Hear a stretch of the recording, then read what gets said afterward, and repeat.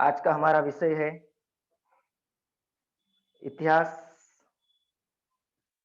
और राजनीतिक विज्ञान के अंतर्गत पाठ 9 जो है ऐतिहासिक धरोहरों का संरक्षण। इसके बारे में हम लोग चर्चा करने वाले हैं। यहाँ पे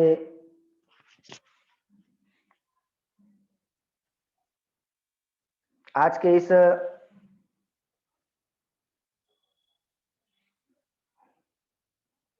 पाठ के अंतर्गत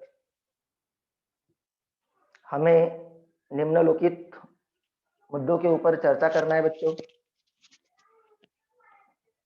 इतिहास के साधन और उनका संरक्षण, कुछ विख्यात संग्रहालय, ग्रंथालय और अभिलेखागार, कोष आदि मुद्दों पर हम लोग यहाँ पे चर्चा करने वाले हैं, समीक्षा करने वाले हैं। और इसके पहले के क्लास में भी हम लोग इस पाठ का अध्ययन कर चुके हैं। एक वापस से रिवीजन के तौर पर यहाँ पे हम लोग आज इसकी चर्चा करेंगे। एक बहुत ही महत्वपूर्ण पाठ ऐतिहासिक धरोहरों का संरक्षण यहाँ पे है। और कौन कौन से ऐतिहासिक धरोहर है ये भी समझने की पूरी कोशिश आज हम इस पाठ में बच्चों करने वाले हैं। तो आज हमारे पास इतिहास के अनेक साधन और उन साधनों के आधार पर लिखे गए ग्रंथ भी उपलब्ध है। बहुत प्राचीन पुरातन ग्रंथ लिखे गए हैं, रामायण, महाभारत और अन्य सारे ग्रंथ। यह सब हमारे जो इतिहासकार है, इन इतिहासकारों द्वारा किए गए अथक परिश्रम का एक फल है बच्चों। और यह अत्यंत अमूल्य ऐतिहासिक धरोहर है। ये विरासत है कि यह सब ग्रंथ जो इतिहासकारों द्वारा लिखे गए हैं, यह आने वाले पीढ़ी को दिखाने के लिए, उनको अध्ययन करने के लिए इनका संरक्षण संवर्धन करना बहुत ही आवश्यक है। और उनमें से विशिष्ट दस्तावेज, ग्रंथ, पुराण वस्तुओं का प्रदर्शन करने का कार्य संग्रहालय द्वारा किया जाता है और उनमें संबंधित अभिलेखागार और ग्रंथालय करते हैं। मतलब अभिलेखागार और ग्रंथालय, इनका जो कार्य है, इन कार्यों को ग्रंथालय द्वारा सभी ग्रंथों का संरक्षण किया जाता है, संवर्धन किया जाता है और उनको पाठकों तक पहुंचाने का काम यहाँ पे ग्रंथालय द्वारा किया जाता है। उसी प्रकार प्राचीन वस्तु है, कला वस्तुएं है, इनको संरक्षित रखने का काम अभिलेखागार का है। तो यह सभी जो है, यह ऐतिहासिक धरोहर, यह हमारे देश की विरासत है। उसके साथ साथ हमारे देश में जितने भी प्राचीन धार्मिक स्थल, किले, जो भी ऐतिहासिक वास्तु है, ये सभी जो है बच्चों, यहाँ पे ऐतिहासिक धरोहरों में हम इनकी कर सकते हैं। जिन दस्तावेजों और प्राचीन वस्तुओं को प्रदर्शित नहीं किया जाता, परंतु वे ऐतिहासिक दृष्टि से महत्वपूर्ण होते हैं, उन्हें अभिलेखागार में संरक्षित रखा जाता है। अभिलेखागार जहाँ पे प्राचीन वस्तुओं का रखा जाता है और इन दस्तावेजों और प्राचीन वस्तुओं को अनुसंधान करता है। जो इतिहास के संशोधक होते हैं, शोधकर्ता होते हैं, उनकी आवश्यकता अनुसार इन वस्तुओं को उपलब्ध कराया जाता है। और इस प्रकार यह ऐतिहासिक धरोहरों का संरक्षण। अब यहाँ पे हमें देखना है इतिहास के साधन। अब इतिहास के साधन बच्चों और उनका संरक्षण कैसे करेंगे, इसकी कुछ जानकारी हमें इस पाठ में दी गई है। ये साधनों का संरक्षण हमें कैसे करना है। जैसे कि इतिहास के साधन बताए गए हैं, मौखिक साधन, लिखित साधन और भौतिक साधन। यह इतिहास के साधन है और उनके संरक्षण के लिए कौन सी सावधानी बरतनी चाहिए, क्या करना चाहिए, वो देखेंगे। जैसे कि यहाँ पे इतिहास के 3 साधन बताए गए हैं। इन सभी इतिहास के साधन प्राप्त करना, उनका अंकन, लेखन करना, उनकी सूची बनाना, पांडुलिपियों, प्राचीन ग्रंथ, पुरातन वस्तुओं के स्वरूप में भौतिक साधनों की साफ सफाई करना और उन्हें प्रदर्शित करना जैसी बहुत ही सावधानी और ध्यानपूर्वक करनी पड़ती है, क्योंकि ये बहुत ही प्राचीन वस्तुएं होती है और इसके लिए इनकी साफ सफाई, उनके प्रदर्शित करना, इन सभी बातों में सावधानी बरतनी पड़ती है और इसके लिए एक विशिष्ट प्रशिक्षण लेना हमें बहुत ही आवश्यक होता है।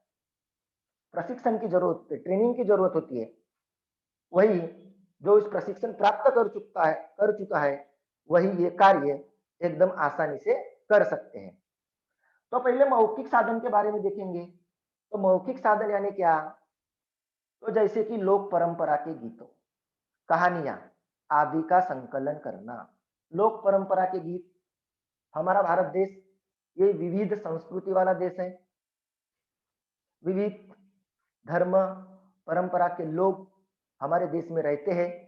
सबकी अलग अलग संस्कृति है और सभी संस्कृति के जो गीत है वह गीत उनका संकलन करना। लोक परंपरा, हमारी जो परंपरा है, जैसे कि किसान लोग जो होते हैं, हमारे किसान भारत के खेती में काम करते वक्त गाने बोलते हैं, कुछ गीत बोलते हैं, तो वो भी उनके लोक परंपरा के एक गीत है। उसी प्रकार कहानियां, प्राचीन कहानियां, इनका संकलन करना, तो इनका समावेश जो होता है बच्चों, ये मौखिक साधन में होता है। हम इसको, क्योंकि यह मुंह से बोलने वाले हैं और इसके लिए इसे मौखिक साधन के रूप में हम लोग देख सकते हैं। और इनको संरक्षित, इनका संवर्धन करने के लिए आवश्यक प्रशिक्षण जो बताया गया है बच्चों, समाज विज्ञान, ग्रंथालय प्रबंधन और अनुसंधान पर लेखन, मिथन और भाषा विज्ञान। आवश्यक प्रशिक्षण में ग्रंथालय प्रबंधन में हम बोल सकते हैं कि इन सभी मौखिक साधनों का सुरक्षित तरीके से ग्रंथालय में हम लोग इसका प्रबंधन कर सकते हैं। सही तरीके से उनको ग्रंथालय में हम लोग रख सकते हैं और समय समय पर उनकी जो मरम्मत है वो हम लोग कर सकते हैं। इस प्रकार यह मौखिक साधन के बारे में बताया गया है। उसके बाद है लिखित साधन।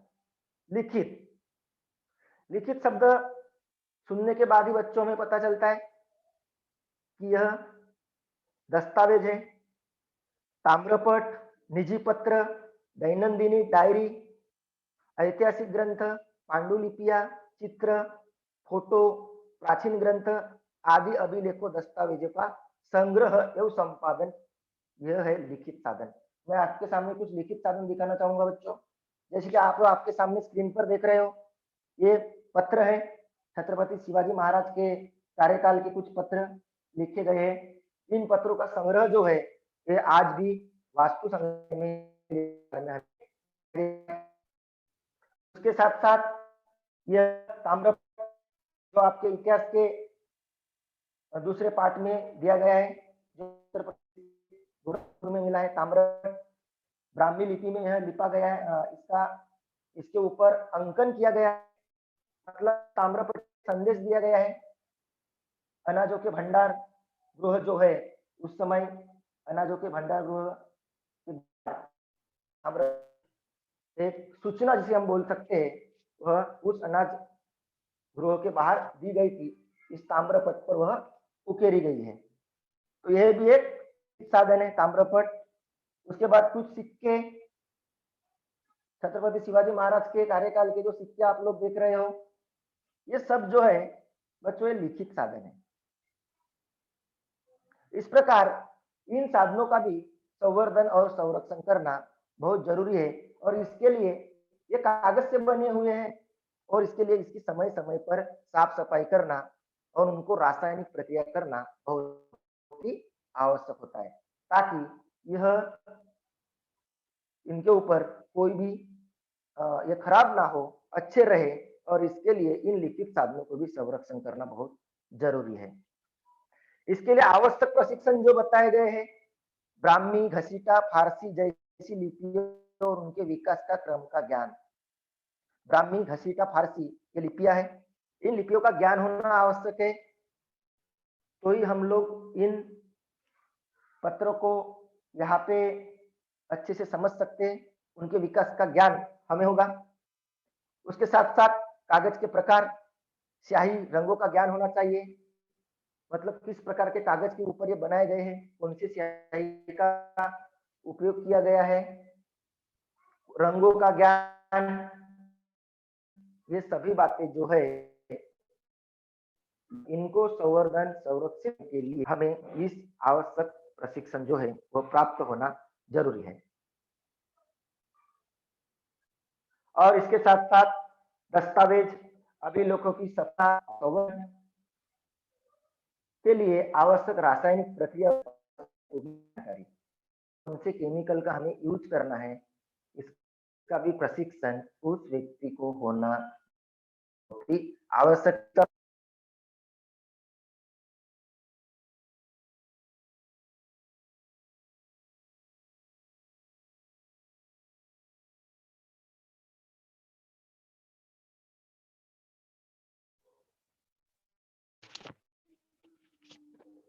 जिस व्यक्ति को इसका प्रशिक्षण दिया जाता है उसी को उसको कार्य जो है वह कार्य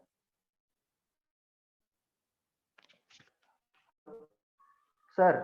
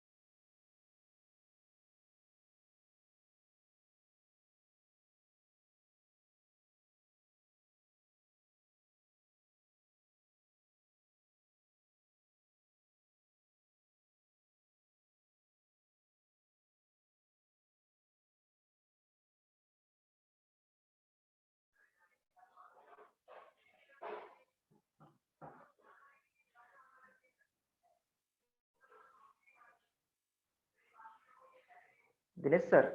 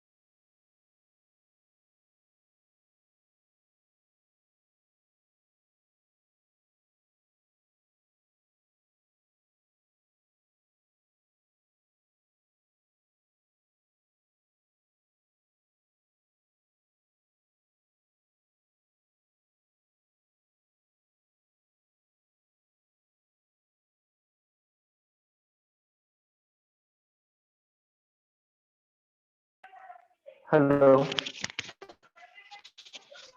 hello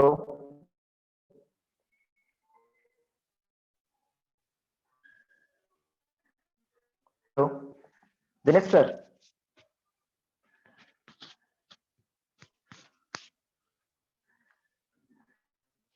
hello sir, screen share करना है। हेलो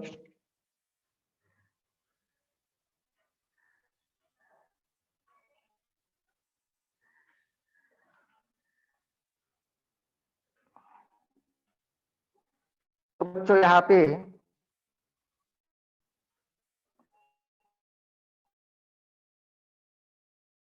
हम लोगों को उसके बाद भौतिक साधनों में क्या है, प्राचीन वस्तुओं का संग्रहण, कालखंड के अनुसार वर्गीकरण करना, पुरातन वस्तुओं का संवर्धन करने के लिए आवश्यक साफ सफाई और अन्य रासायनिक प्रक्रिया करना बहुत ही आवश्यक होता है। पुरातन जो वस्तु है उनको समय समय पर अच्छी तरह से उनको सुधार लाना आवश्यक है और इसके लिए इनका भी संवर्धन करना बहुत जरूरी है। ये भी कुछ ऐतिहासिक धरोहर आप लोग जो देख रहे हो बच्चों, वह आपके सामने दिए गए हैं। इसके बाद है बच्चों कुछ विख्यात संग्रहालय। कुछ विख्यात संग्रहालय यहाँ पे दिए गए। मध्य युग में क्या होता था, यूरोप के जो राजघराने थे, राजघराने के लोग संपन्न व्यक्ति कला वस्तुओं का संग्रह करते थे। उनको कला वस्तुओं का संग्रह करना बहुत अच्छा लगता था और इन कला वस्तुओं के प्रबंधन की आवश्यकता अनुभव हुई और इसके कारण इसी आवश्यकता को मद्देनजर रखते हुए संग्रहालय की अवधारणा का उदय हुआ। यहाँ पे संग्रहालय जो है इनका निर्माण करने की आवश्यकता जो है यहाँ पे महसूस होने लगी और इसके लिए कुछ विश्वविख्यात संग्रहालय के बारे में हम लोग जानकारी प्राप्त करेंगे। जैसे कि लूव्र संग्रहालय फ्रांस, यहाँ पे आप लोग देख रहे हो। उसके बाद है ब्रिटिश संग्रहालय, national museum of natural history. इस प्रकार यह विश्व के कुछ विख्यात संग्रहालय यहाँ पे दी गए हैं। अब जो पहला जो देख रहे हो आप, लूव्र संग्रहालय फ्रांस, की स्थापना जो फ्रांस के पेरिस नगरी में हुई है। इसकी स्थापना 18वीं शताब्दी में हुई। फ्रांस के राजघराने के व्यक्तियों द्वारा एकत्रित वस्तुओं कला वस्तुएं प्रदर्शित किया गया। जो भी कला वस्तुएं है उनका संग्रह करके उनका जो प्रदर्शन है यह लूव्र संग्रहालय में किया गया। उसमें विश्वविख्यात इतालवी चित्रकार लियोनार्दो दा विंची द्वारा चित्रित बहुचित्रित चित्र मोनालिसा का भी समावेश है। जो मोनालिसा का जो 500 साल पुराना जो चित्र है वह यहाँ पे इसका समावेश किया गया है इस लूव्र संग्रहालय में। 16वीं शताब्दी में प्रथम फ्रांसिस फ्रांस नरेश था। Leonardo da Vinci France Naresh प्रथम फ्रांसिस के आश्रय में था और उसके बाद नेपोलियन बोनापार्ट अपने आक्रमण के समय स्वदेश में बड़ी मात्रा में कला वस्तुएं ले आया था और इन कला वस्तुओं के कारण लूव्र संग्रहालय में बड़ी मात्रा में वृद्धि हुई। मतलब बड़ी मात्रा में यहाँ पे बच्चों कला वस्तुओं का जो संग्रह है यह संग्रह होने लगा। उसके बाद इस संग्रहालय में लगभग 3,80,000 से अधिक कला वस्तुएं यहाँ पे रखी गई है। उसके बाद है ब्रिटिश संग्रहालय इंग्लैंड। यह भी एक बहुत ही प्रसिद्ध संग्रहालय है। इसकी स्थापना लंदन में की गई है। 18वीं शताब्दी में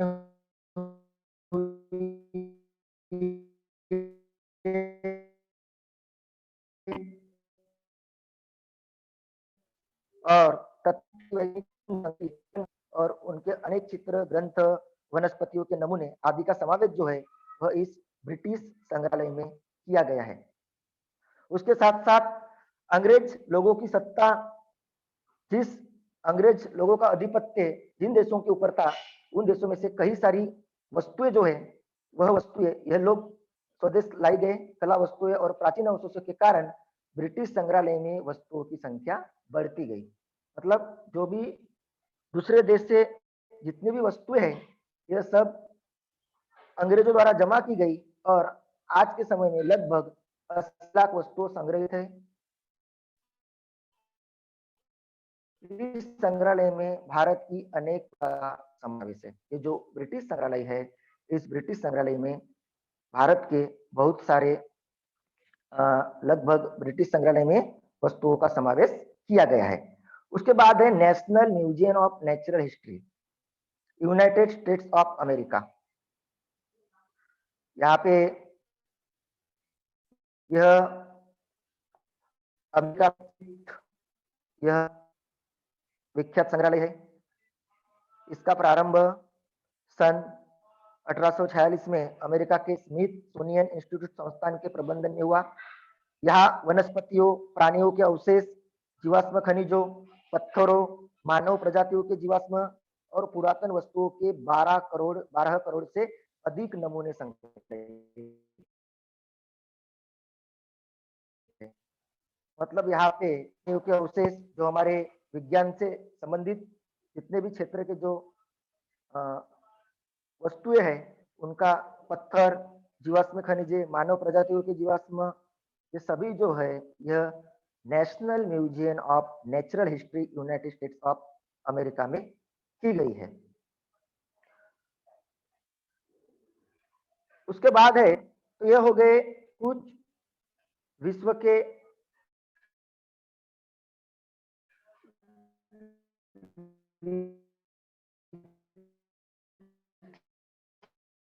क्या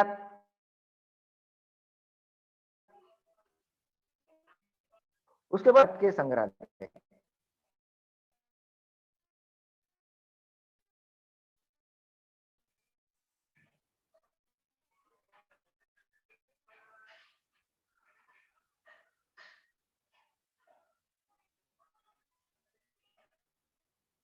सर पीपीटी शेयर नहीं हो रही।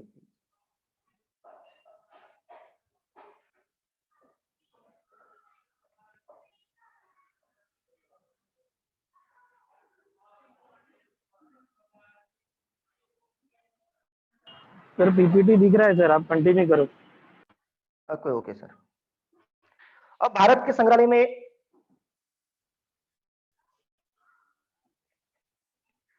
भारत के प्रसिद्ध संग्रहालय की अगर हम लोग बात करते हैं तो Indian museum Kolkata, national museum Delhi, उसके साथ साथ Chhatrapati Shivaji Maharaj Vastu Sangrahalaya Mumbai, Salarjung museum Hyderabad, the Calico museum of textiles Ahmedabad Bharat के विख्यात संग्रहालयों में से कुछ है। कोलकाता का भारतीय संग्रहालय भारत के प्रथम संग्रहालय एशियाटिक सोसाइटी ऑफ बंगाल संस्थान द्वारा सन 1814 में स्थापित हुआ और उसके बाद चेन्नई में सन 1851 में शुरू हुआ गवर्नमेंट म्यूजियम भारत का दूसरा संग्रहालय है। और उसके बाद फिर दिल्ली में राष्ट्रीय वस्तु संग्रहालय की स्थापना की गई, जो हमारे भारत देश का सबसे बड़ा अभिलेखागार है। वह राष्ट्रीय वस्तु संग्रहालय नेशनल म्यूजियम, उसकी स्थापना जो है वह दिल्ली में की गई। इस समय भारत के विभिन्न राज्यों में अनेक संग्रहालय है। अधिकांश बड़े संग्रहालयों में अभिलेखागार ग्रंथालय होते हैं। कुछ संग्रहालय में विश्वविद्यालय के साथ साथ संलग्न होते हैं। मतलब हमारे भारत देश में लगभग सभी राज्यों में संग्रहालय जो है वह संग्रहालय यहाँ पे हम लोग देख सकते हैं। अब देखेंगे छत्रपति शिवाजी महाराज संग्रहालय।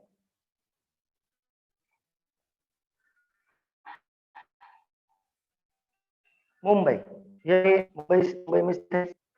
सन 1904 में मुंबई के कुछ प्रतिष्ठित नागरिकों ने इकट्ठे आकर प्रिंस ऑफ वेल्स के भारतीय आगमन के स्मरणार्थ एक वस्तु संग्रहालय स्थापित करने का निर्णय लिया। जो प्रिंस ऑफ वेल्स अंग्रेज थे, उनके आप लिए यहाँ पे एक कॉलेज स्थापित करने का निर्णय लिया गया। 1905 में नवंबर महीने में इस संग्रहालय के भवन की नींव रखी गई तथा इस संग्रहालय का नाम Prince of Wales Museum of Western India निश्चित किया गया उस समय का नाम। और आज वर्तमान समय में सन 1998 में संग्रहालय का नाम बदलकर छत्रपति शिवाजी महाराज वास्तु संग्रहालय किया गया। आज उसका नाम बदल दिया गया। संग्रहालय की वास्तु का निर्माण इंडो गोथिक शैली में किया गया। इंडो गोथिक शैली में जो दीवारें होती है वह पतली होती है और खिड़कियों का जो आकार साइज होता है वो बहुत बड़ा बड़ा होता है और बड़ी बड़ी वास्तुओं का निर्माण किया जाता है। इस वास्तु को मुंबई नगरी की प्रथम श्रेणी की सांस्कृतिक विरासत इमारत का दर्जा दिया गया है। प्रथम हमारी जो मुंबई शहर है उस मुंबई नगरी का प्रथम श्रेणी की सांस्कृतिक विरासत, ये हमारे ऐतिहासिक धरोहरों में से एक है।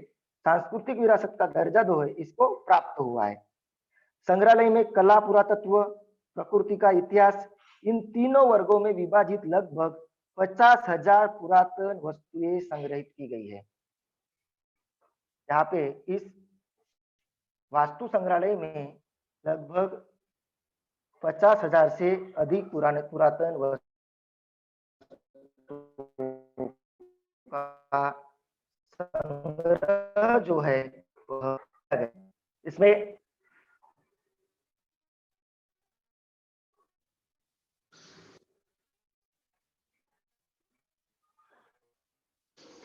एक मैं आपको वीडियो दिखाना चाहूंगा। कौन चीजें रखी हुई है यहाँ पे। इस प्रकार जो वस्तुएं जो है यह छत्रपति शिवाजी महाराज वस्तु संग्रहालय में रखी गई है। यहाँ पे आप लोग देख सकते हो ये प्राचीन पुरातन वस्तुएं का संग्रह जो है यह इस वस्तु संग्रहालय में किया गया है। एक वीडियो के जरिए यहाँ पे दिखाने की कोशिश हम लोग कर रहे हैं। इस प्रकार के वस्तुओं के नमूने आप लोगों को इस छत्रपति शिवाजी महाराज वस्तु संग्रहालय मुंबई में आपको दिखाई देंगे। हम प्रत्यक्ष रूप से यहाँ पे जाकर भी देख सकते हैं। तो इस प्रकार यह भी एक हमारे मुंबई की शान हम उसे बोल सकते हैं।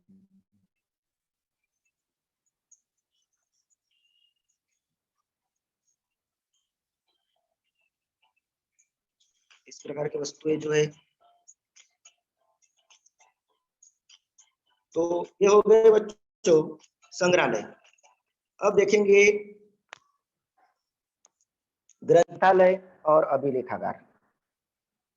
अब ग्रंथालय की जानकारी आप लोगों को है। हमारे स्कूल में भी ग्रंथालय है। ग्रंथालय जो होते हैं यह ज्ञान और जानकारी के भंडार गृह होते हैं। हमें वहां से ज्ञान प्राप्त होता है, जानकारी प्राप्त होती है। उसके साथ साथ ग्रंथालय विज्ञान का प्रबंधन, सूचना एवं प्रौद्योगिकी, शिक्षा विज्ञान जैसे विषयों के साथ निकटतम संबंध है। ग्रंथालय का जो संबंध है यह सूचना एवं प्रौद्योगिकी, शिक्षा विज्ञान के साथ नजदीकी का है। ग्रंथालयों द्वारा ग्रंथों का संकलन करना, उनका वैज्ञानिक ढंग से आयोजन करना, उनका संरक्षण और संवर्धन करना, जानकारी के स्रोतों का प्रसारण करना जैसे महत्वपूर्ण कार्य संपन्न किए जाते हैं। मतलब ग्रंथालय का काम है कि वैज्ञानिक ढंग से सभी ग्रंथों का संकलन करना, उसको संरक्षित करना, और यह कार्य ग्रंथालय द्वारा किए जाते हैं। हमारे भारत के कुछ ग्रंथालय है, आपके सामने जो देख रहे हो आप लोग। कोलकाता की नेशनल लाइब्रेरी, उसके बाद दिल्ली का नेहरू मेमोरियल, उसके साथ साथ museum and library Hyderabad, state central library Mumbai, library of Asiatic society और डेविड ससून लाइब्रेरी आदि ग्रंथालयों का यहाँ पे समावेश जो है किया है। और सभी जो ग्रंथ होते हैं ये ग्रंथ वहाँ पे आपको आसानी से हमको पढ़ने के लिए मिलते हैं। उसके बाद एक है ये जो आप लोग देख रहे हो, ये तमिलनाडु के तंजौर में सरस्वती महल ग्रंथालय है। बहुत ही प्राचीन यह ग्रंथालय है। इसका निर्माण जो है वह 16वीं 17वीं शताब्दी के नायक राजाओं के कार्यकाल में बांधा गया। सन 1675 में वेंकोजी राजे भोसले ने तंजौर को जीत लिया और अपना स्वयं का राज्य स्थापित किया। जो छत्रपति शिवाजी महाराज के छोटे बंधु थे, उन्होंने वहां के जो नायक राजा करके यहाँ पे अपना राज्य स्थापित किया और उसके साथ साथ सरस्वती महल ग्रंथालय अधिकाधिक संपन्न बनाया। इस ग्रंथालय में भी लगभग 49,000 ग्रंथ है, जो ग्रंथ आपको यहाँ पे देखने के लिए मिलेंगे। इस प्रकार यह सरस्वती महल ग्रंथालय यह आपको टिप्पणी लिखो में बहुत ही महत्वपूर्ण है। तो यह हो गए ग्रंथालय। उसके साथ साथ अभिलेखागार जो होते हैं, अभिलेखागारों का भी कार्य जो होता है यह प्राचीन वस्तुओं का संग्रह करना, उनको सुरक्षित रखना, उनका संरक्षण करना, महत्वपूर्ण कागजात, दस्तावेज, इनका संरक्षण करना, यह भी काम अभिलेखागार द्वारा ही किया जाता है। इस प्रकार यहाँ पे ग्रंथालय और अभिलेखागार। उसके बाद है कोश। कोश क्या है? कोश यानी ज्ञान का भंडार हम बोल सकते हैं कोश को भी, क्योंकि शब्दों, विविध जानकारियों अथवा ज्ञान का वैज्ञानिक ढंग से किए गए संग्रह को कोश कहते हैं। शब्द, विविध जानकारियां अथवा ज्ञान, इनका वैज्ञानिक ढंग से जो संग्रह किया जाता है उसे कोश कहते हैं। विभिन्न प्रकार के ज्ञान का विशिष्ट पद्धति द्वारा किया गया संकलन और प्रस्तुति को कोश कहते हैं। विभिन्न यहाँ पे जो क्या होता है उसका संकलन करना, उसे ही कोश कहते हैं। कोश की आवश्यकता क्यों है? तो कोश के कारण पाठकों तक ज्ञान पहुंचाया जाता है, उनकी जिज्ञासा को शांत करने का प्रयास किया जाता है। मतलब कोश में जो पाठक होते हैं, पढ़ने वाले जो होते हैं, उनको ज्ञान पहुंचाया जाता है, उनको ज्ञान मिलता है, उनकी जो नई नई जानकारी लेने की जो जिज्ञासा रहती है उनको शांत किया जाता है और किसी मुद्दे को विस्तार में स्पष्ट किया जा सकता है। कोश को जरिए हम कोई भी शब्द का अर्थ हम विस्तार से उसे स्पष्ट कर सकते हैं। पाठकों को अपने अध्यायवास में वृद्धि करने की प्रेरणा प्राप्त होती है। अब कोश के प्रकार, कोश के जो प्रकार बताए गए हैं वो है शब्दकोश, विश्वकोश, कोश सदृश्य वांग्मय, सूची वांग्मय, यह कोश के प्रकार है। यहाँ पे 4 कोश के प्रकार बताए गए हैं। मैं आपको बताना चाहूंगा, संकल्पना चित्र, इस प्रश्न में यह सवाल बहुत ही महत्वपूर्ण है। इस प्रकार शब्दकोश, विश्वकोश, कोश सदृश्य वांग्मय और सूची वांग्मय। शब्दकोश में क्या होता है? इसमें शब्दों का संग्रह होता है, शब्दों के अर्थ, पर्यायवाची शब्द, शब्दों की युक्ति आदि दी जाती है। इस प्रकार इसका समावेश जो होता है वह शब्दकोश में होता है। मतलब इसमें शब्दों का संग्रह होता है और हम कोई भी शब्द का अर्थ आसानी से शब्दकोश से ढूंढ सकते हैं। उसके बाद है विश्वकोश, सर्वसंग्राहक, जैसे कि महाराष्ट्रीय ज्ञान कोश, मराठी विश्वकोश, यह किसी विशिष्ट विषय संबंधित होते हैं, जैसे कि भारतीय संस्कृति कोश, व्यायाम ज्ञान कोश आदि, ये विश्वकोश है। यहाँ पे हमें भारतीय संस्कृति की अगर जानकारी प्राप्त करना है तो यह भी हम लोग विश्वकोश से प्राप्त कर सकते हैं। उसके पास है कोश सदृश्य वांग्मय, इसमें किसी विषय की समग्र प्रस्तुति की जाती है। इसमें किसी विशिष्ट विषय से संबंधित लेख तज्ञ द्वारा लिखवाए जाते हैं और ग्रंथ का निर्माण किया जाता है। जैसे कि महाराष्ट्र जीवन खंड 1 और 2, इसमें महाराष्ट्र का जीवन जो है वह इस कोश सदृश्य वाङ्मय द्वारा महाराष्ट्र जीवन खंड 1 में और 2 में बताया गया है। उसके बाद है सूची वाङ्मय, चौथा कोश का प्रकार। ग्रंथ के अंत में उस ग्रंथ के व्यक्ति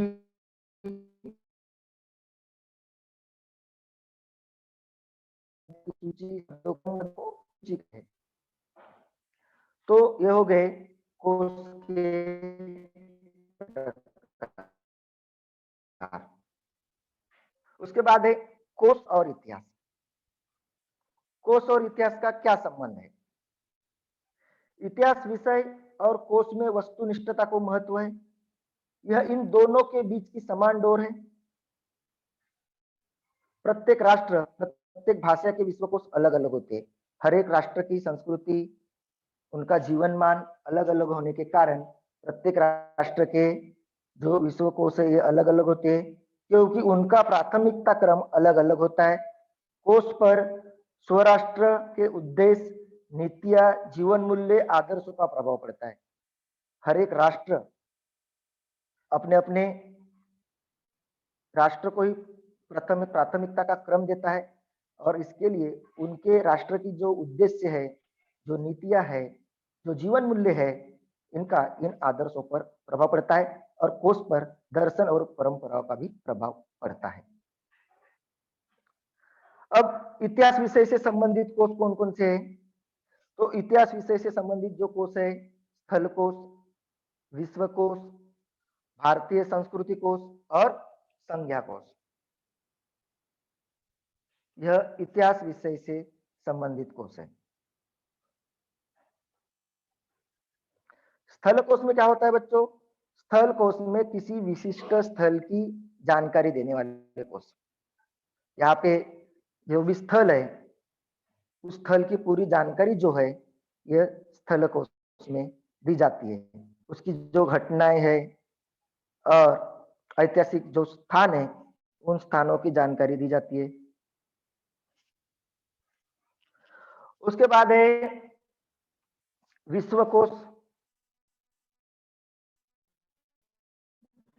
विश्वकोश में हमारे महाराष्ट्र राज्य के प्रथम मुख्यमंत्री यशवंतराव चौहान द्वारा उन्होंने मराठी भाषा और साहित्य की अभिवृद्धि के लिए महाराष्ट्र राज्य में साहित्य संस्कृति मंडल की और मराठी विश्वकोश निर्माण का प्रोत्साहन दिया। तर्क तीर्थ लक्ष्मण शास्त्री जोशी के मार्गदर्शन में विश्वकोश का निर्माण कार्य प्रारंभ हुआ और इन कोशों में विश्व भर का ज्ञान सार रूप में लाया गया। इतिहास विषय से संबंधित महत्वपूर्ण विवरण इसमें अंकित किए गए हैं। मतलब विश्वकोश में जो है इतिहास विषय से जो भी महत्वपूर्ण विवरण है यह लक्ष्मण शास्त्री जी जोशी इनके मार्गदर्शन में इस विश्वकोश का निर्माण किया गया। दूसरा है फिर भारतीय संस्कृति कोश।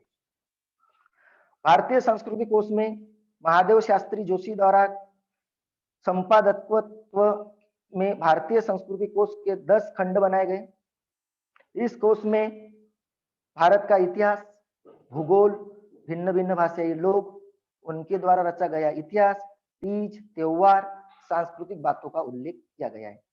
मतलब हम यहाँ पर इसका नाम सुनते हमें पता चलता है कि भारतीय सांस्कृतिक कोश में हमारे भारत देश की जो संस्कृति है, हमारे देश का इतिहास है, भूगोल, भिन्न भिन्न भाषा के लोग, तीज त्योहार, सांस्कृतिक बातें, यह इनका समावेश जो है यह भारतीय सांस्कृतिक कोश में किया गया है। उसके बाद है संज्ञा कोश। इतिहास की संज्ञाएं अथवा अवधारणाएं अलग अलग कर उन्हें स्पष्ट और समझाकर बताने वाले कोश इतिहास में तैयार किए जाते हैं। अध्ययनकर्ताओं को उसका उपयोग होता है। संज्ञा कोश में जो संज्ञाएं है अथवा अवधारणाएं हैं उनको स्पष्ट रूप से समझाया जाता है और उसके लिए भी यह संज्ञा कोश का जो है वह निर्माण किया गया है। तो इस प्रकार ये हो गए इतिहास विषय से संबंधित कोश। उसके बाद बच्चों इस पाठ में जो स्वाध्याय दिए गए हैं उस स्वाध्याय के ऊपर हम थोड़ा एक चर्चा करेंगे। महत्वपूर्ण एग्जाम के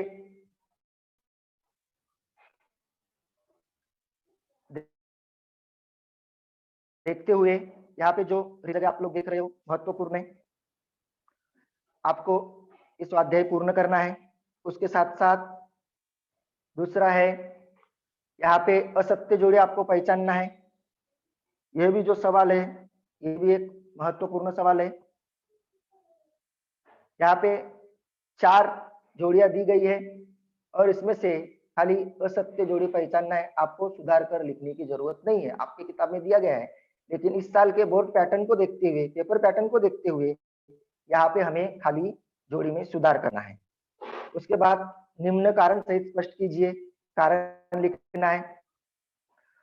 उसके बाद टिप्पणी लिखिए। ये सवाल देखिए बहुत ही महत्वपूर्ण है। मैंने सरस्वती महल ग्रंथालय के बारे में जो बताया वही जानकारी आपको टिप्पणी लिखिए में यहाँ पे लिखना है।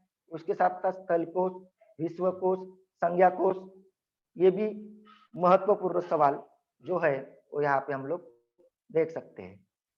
उसके बाद है निम्न प्रश्नों के उत्तर 25 से 30 शब्दों में लिखिए। इसके भी आंसर आप लोगों को पूर्ण करना है। उसके बाद है निम्न संकल्पना चित्र को पूर्ण कीजिए। ये बहुत ही महत्वपूर्ण संकल्पना चित्र है। आप लोग आराम से यहाँ पे जिस प्रकार जो डायग्राम बनाई गई है उस डायग्राम के हिसाब से यहाँ पे हम लोग यह संकल्पना चित्र जो है यह पूर्ण कर सकते हैं। जैसे कि कोश के प्रकार, तो आपको यहाँ पे शब्दकोश, सूची वांग्मय, कोश सदृश्य वांग्मय, विश्वकोश, इस प्रकार यह पूर्ण करना है। तो इस प्रकार बच्चों आज के इस ऐतिहासिक धरोहरों का संरक्षण इस पाठ में हम लोगों ने सभी मुद्दों के ऊपर चर्चा की है। आप लोगों के अगर कुछ प्रश्न है तो आप लोग पूछ सकते हैं। हाथ उठाओ बेटा, किसी को कुछ पूछना हो तो हाथ उठाओ।